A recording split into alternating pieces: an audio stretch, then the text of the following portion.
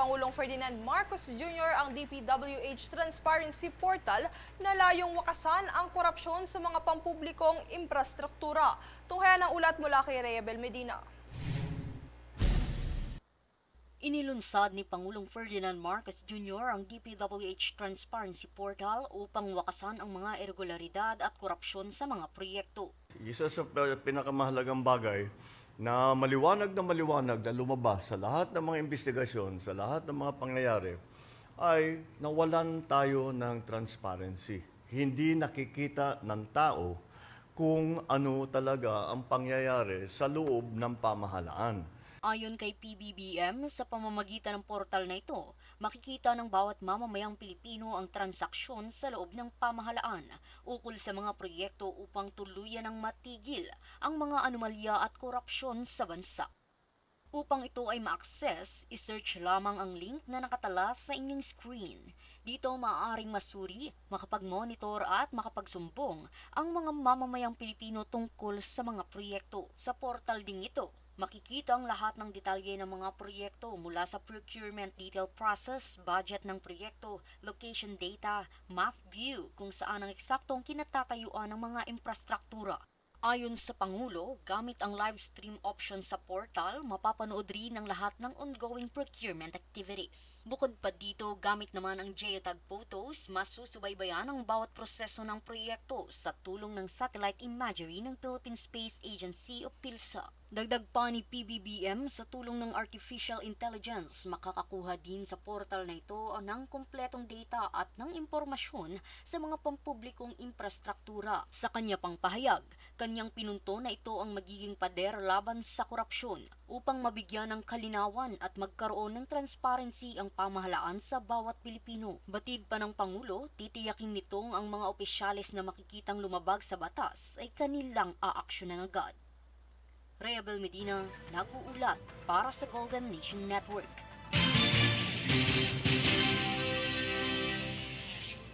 Bumuelta ang kampo ng administrasyon sa patuloy na paglabas ng video ni dating Congressman Zaldico na nagpahayag ng bagong mga paratang sa First Family. Narito ang detalye. Sa pagpapatuloy ng tensyon sa pagitan ng dating kongresista na si Elizaldico at unang pamilya, ilan sa kampo ng Pangulo ang patuloy na kinokondena ang mga aligasyong ipinupukol ni Ko. Nitong kamakailan kasi ay muling naglabas ng panibagong video ang dating mambabatas kung saan kanya nang idinawit si First Lady Liza Araneta Marcos at ang kapatid nito sa umano'y rice at onion cartel. Kanya ring isinama sa akusasyon si Pangulong Ferdinand Marcos Jr. at anak nitong si House Senior Deputy Majority Leader Sandro Marcos. Ngunit sa kabila nito, nananatili pa ring walang matibay na ebidensya gaya ng dokumento, direktiba, mensahe o saksi ang kanyang mga salaysay. Kaugnay nito ay tinawag ni Agriculture Secretary Francisco Tiu Laurel Jr. na total baloney at script pang Netflix ang mga paratang ni Ko sa pamilya ng First Lady hinggil sa umano'y manipulasyon ng bigas, sibuyas, isda at asukal. Nilinaw niyang ang tanging bahagi ng pahayag ni Ko na may katotohanan ay ang pagtalakay sa pagbaba ng rice import tariff. Ngunit iginiit na zero tariff ang rekomendasyon ni Ko at hindi 15%. Sa kanyang video, iginiit din ni Ko na umano'y nag-utos ang presidential son ng humigit kumulang 51 billion pesos na budget insertions mula 2023 hanggang 2025. Ang naturang mga paratang ay agad na pinabulaanan ni Sandro at tinawag itong kasinungalingan at bahagian niya ng destabilization efforts. Sa sulat na ipinadala ni Sandro sa Independent Commission for Infrastructures nitong kamakailan, ay kanyang sinabi na nakahanda itong humarap sa kahit na anong investigasyong kailanganin upang maklaro ang kanyang pangalan. Gaya ni Secretary Chu at Sandro, iginit din nila Lanao del Sur First District Representative Sia Adiong na kung totoo ang kanyang mga pahayag, dapat naharapin niya ito ng personal at umuwi ng bansa. Hindi rin naniniwala ang kongresista sa pagkakadawit ni Sandro sa mga paratang ni Ko at binigyang diin na hindi makakaapekto sa takbo at trabaho ng Kamara ang issue sa kredibilidad ng legislative body bunsod ng pagkakadawit ng kanilang majority leader. Sa panig naman ng Civic Group Chairman Emeritus na si Dr. Jose Antonio Goytia, kanyang sinabi na puro ingay lamang at walang ebidensya ang mapahayag ni Ko. Sinabi rin ni Goytia na katotohanan ang kailangan at hindi ang drama. Kapag anya pabago-bago ang kwento pero hindi lumalabas ang ebidensya, gumuguho ang kredibilidad. Kaya kung tunay anya ang hawak niyang katotohanan, humarap siya sa batas at huwag maglabas ng video mula sa pinagtataguan. Bilang tugon naman ng Pangulo sa tangkang pangbablackmail umano ni Ko sa kanya, hindi anya siya nakikipag-areglo sa kriminal. Kaugnay naman ang kamakailang pahayag ni Vice President Sara Duterte na nakahanda umano itong humalili sa posisyon ng Pangulo, hindi na muli itong nagkomento pa ukol sa bagay na ito. Anya, sasagutin na lamang niya ang mga katanungan sa susunod na taon. Princess Castro nag-uulat para sa Golden Nation Network. Suportado naman ng ilang senador ang mga panukalang tutugon sa suliranin sa fake news at troll farms sa bansa. Tunghayan muli ang aking ulat. Bunsod ng paglaganap ng fake news sa troll farms, ilang senador ang suportado ang mga panukalang batas na tutugon sa pagsugpo sa naturang issue. Sa Senate plenary debate para sa panukalang 2.7 billion peso budget ng Presidential Communications Office o PCO nitong kamakailan, hinimo ni Senate President Vicente Tito Sotto III ang kanyang mga kasamahan na suportahan ang Senate Bill No. 191 o Anti-False Content at Anti-Fake News Bill na kaniyang inihain nitong nagdaang Hunyo. Anya, isa siya sa mga nabiktima o biktima ng fake news mula noon hanggang ngayon na isa sa mga dahilan ng kanyang pag-author ng naturang panukala. Giit ni Sotto, kailangang pagtuunan anya ng pansin ang pagtugon sa fake news o fake content dahil mabilis ang pagkalat ng troll forms. Kabilang na anya ang magandang balita patungkol sa isang individual, depende kung paano ito gagamitin. Matatandaan na nitong kamakailan ay kumalat ang isang artificial intelligence sa video ni Sotto na umano'y ipinapanukala ang pagpataw ng 50% tax sa mga content creator. Ang naturang video ay agad na pinabulaanan ni Sotto at sinabing ang video ay altered version mula sa kanyang press briefing sa Senado. Bilang chairman naman ng Senate Committee on Public Information and Mass Media, ipinahayag din ni Senator Robin Hood Padilla ang kanyang suporta sa budget ng PCO. Anya, ang tanggapan ay nagsisilbing communications arm na binibigyang diin ang responsibilidad nitong maghatid ng tama at balanseng impormasyon para sa publiko. Kaugnay nito ay natalakay rin ng senador ang posibilidad na panukala na layong gawing kriminal ang mga troll farm at disinformation. At bilang sponsor ng PCO budget, suportado ni Senator Loren Legarda ang mga nabanggit na inisyatiba. Bukas rin umano siyang pag-aralan ang mga probisyon na tatarget sa mga troll farm, gayon din ang mag-co-author sa panukala alinsunod sa mga pagsisikap na pigilan ang fake news. Princess Castro nag-uulat para sa Golden Nation Network.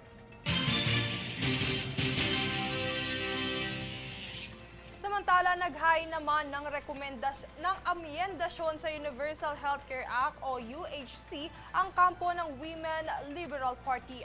Dito, layon nilang gawing voluntary ang PhilHealth contributions ng OFW, maging ang paghahain din na House Bill No. 6365 o ang pagpuksa sa maagang pagbubuntis. Ayon pa sa mga kinatawa ng ML Party List na si Laila De Lima, ang mga batas na ito ay di lamang magdudulot ng benepisyo at hustisya sa mga manggagawa abroad, kundi pati na rin ang matulungan ang mga kabataang makalampas sa takot at magkaroon ng wastong kaalaman ukol sa reproductive health.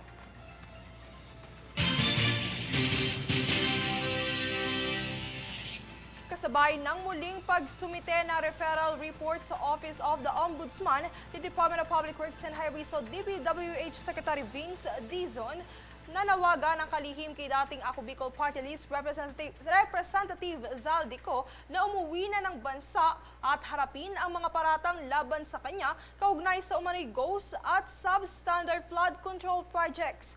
Tunghayan ang ulat mula kay Rhea Bel Medina. Come home, face the music. Yan ang panawagan ni Department of Public Works and Highways o DPWH Secretary Vince Dizon kay dating Ako Bicol Party List Representative Zaldico. Kung uuwi siya, then, sabi nga ni Pangulo, pwede tayo magharap-harap, usap tayo. Sabi nga ni Pangulo, nandito lang ako, Zaldi. I'm here, come home, face the music. Dagdag pa ng kalihim na dapat ay lumaban ng patas si Zaldico at umuwi na ng Pilipinas upang harapin ang mga paratang sa kanya hinggil sa mga ghost at substandard flood control projects. Kasabay ito ng muling pagsumite ni Dizon ng Joint Referral Report sa Office of the Ombudsman kasama si Independent Commission for Infrastructure o ICI Chairperson Justice Andres Reyes.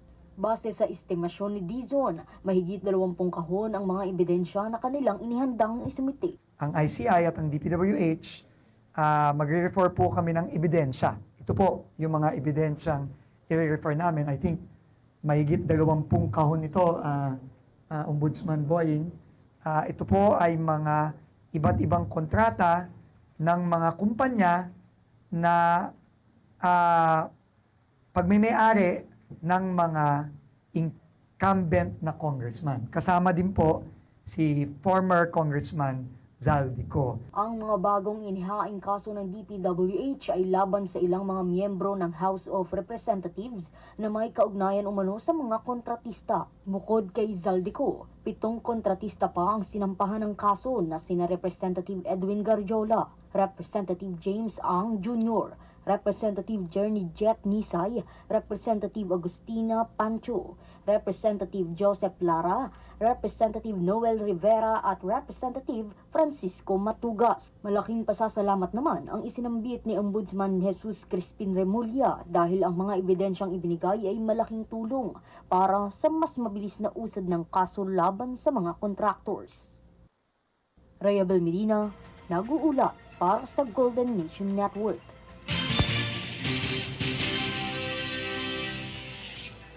Samantala, sa pamamagitan naman ng sandatahang hukbo, tuloy-tuloy ang planong pagpapaigting ng pamahalaan upang maprotektahan ang bansa kung saan ito'y sinang-ayunan ng mga katuwang na civil groups at pribadong sektor. Tunghayan ang ulat mula kay Jade Buhoy. Pinaigting ng pamahalaan ng Armed Forces of the Philippines o AFP ang mga operasyon at presensya nito sa West Philippine Sea o WPS bilang tugon sa patuloy na agresyon ng China. Pahayag pa ng mga civil society groups para sa WPS sa pamamagitan ni Chairman Emeritus Dr. Jose Antonio Goytia, malinaw na mensahe ng mga hakbang na ito na hindi kailanman susuko ang Pilipinas sa panggigipit ng China. Kaugnay nito, tuloy-tuloy ang maritime patrols ng AFP upang ipakita ang soberanya ng bansa sa gitna ng pag-atake paggamit ng military-grade lasers ng China forces, kung saan pinalalawak din ng bansa ang kooperasyon sa mga kaalyado sa pamamagitan ng joint patrols at coordinated diplomacy para masigurong hindi na itatago ang anuman agresibong galaw ng China.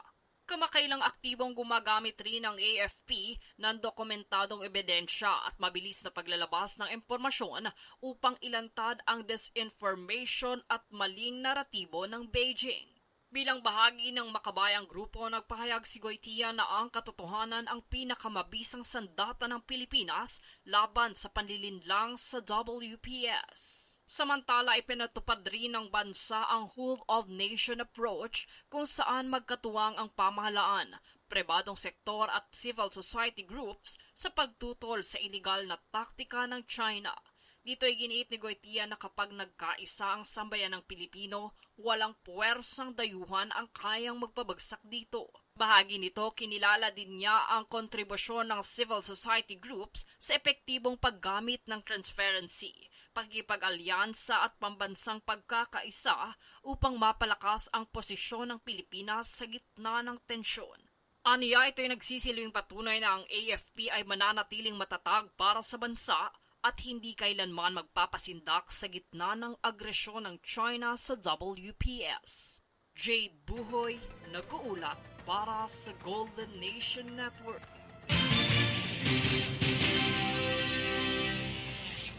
Sa iba pang ulat, kinilala naman ang Mactan Cebu International Airport o MCIA bilang Asia's Airport of the Year sa ginanap na TDM Travel and Trade Excellence Awards 2025 sa Singapore nitong Martes. Ginawara ng MCIA sa pangunguna nito sa isang inisyatiba na mapabilis ang parehong domestic at international transfers. Kabilang dito ang redesigned passenger flow at airport infrastructure at nagsilbing pasilidad para sa mas mabilis na passenger transfers upang makarating sa oras sa mga traveler na may connecting flights. Sa kasalukuyan, ang MCIA ay nagsisilbi sa 25 local at international airlines na may average on-time rate na halos 80%.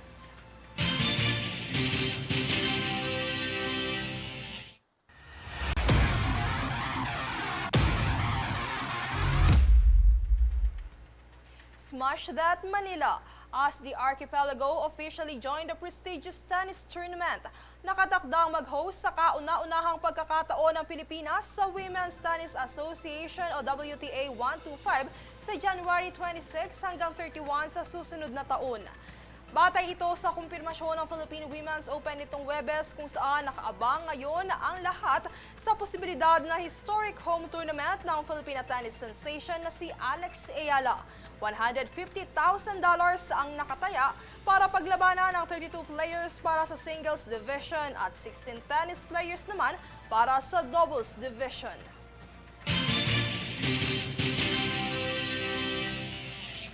At narito ang recap ng mga nagbabagang balita ngayon. Sa ulo ng mga balita, PNP naka-full alert na para sa seguridad ng trilyon peso March 2.0 sa November 30.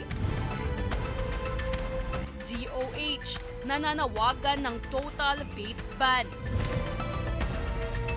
Farm polls tuloy na sa susunod na taon. Tensyon sa pagitan ni former Representative Ko versus First Family nagpapatuloy. Kampo ng administrasyon may buwelta. PBBM, inilunsad ang DPWH Transparency Portal kontra korupsyon. At Pilipinas, host sa WTA Tourney 2026. Patas at pantay na balita, komprehensibong ulat para sa pulso ng masa. Ito ang News Force.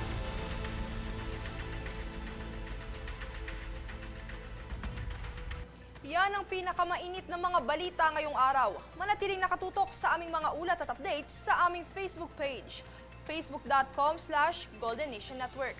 At mag-subscribe sa aming YouTube account, youtube.com/@Golden Nation Network. Ako si Princess Castro at ito ang News Force.